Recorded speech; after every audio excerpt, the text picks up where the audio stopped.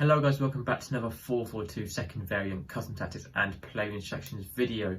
So I just need to start, before I start the video, I just want to say there's not going to be any analysis in this video like I've been doing with the past ones.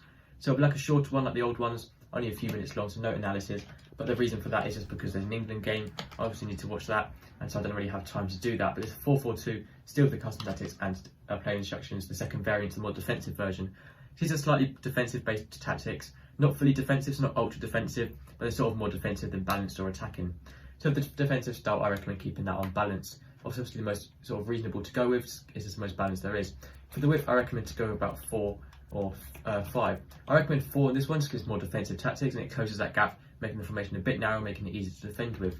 For the depth, I recommend to go with 4 as well. So 4 width and 4 depth is like a really mated thing to go with. So 4-4 on both of those. 5-4 wouldn't even work as well. It's just 4-4 for some reason works really well.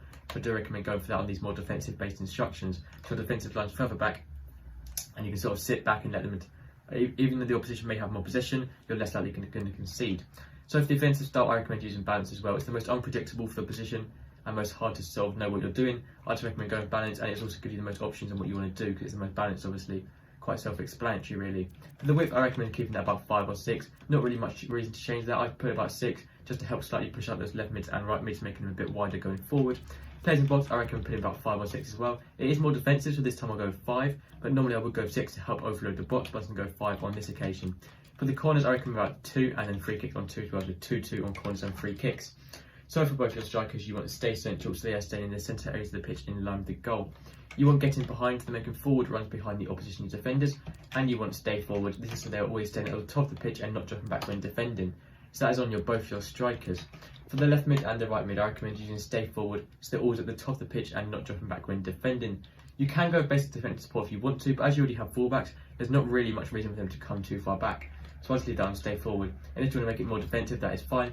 Personally, I want to stay forward. And then the rest of these, I just leave completely default for the left mids and right mids. It's up to you if you want to change some personal stuff, but for sort of basic, you may as well keep it as default as possible. The more default you have your player instructions, that usually is the easier it's going to be, apart from on certain occasions.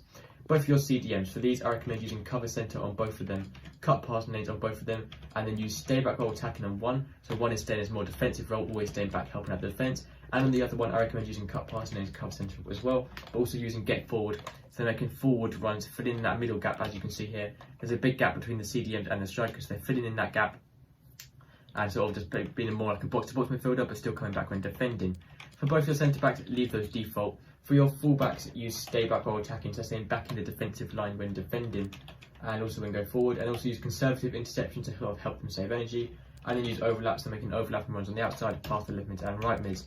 And then lastly, for your goalkeeper, use comes to crosses, so your keeper's coming for his line more to defend corners and crosses, and use sweeper keeper, so he's being a bit more aggressive, coming outside this box to challenge loose balls and stuff like that from your opponents. So that is it for this video, guys. 4-4-2 second variant tactics and instructions. So obviously no analysis, but I'll try and get it done for our next video as well. But thank you guys for watching. Make sure to subscribe and I'll see you in the next video. Goodbye.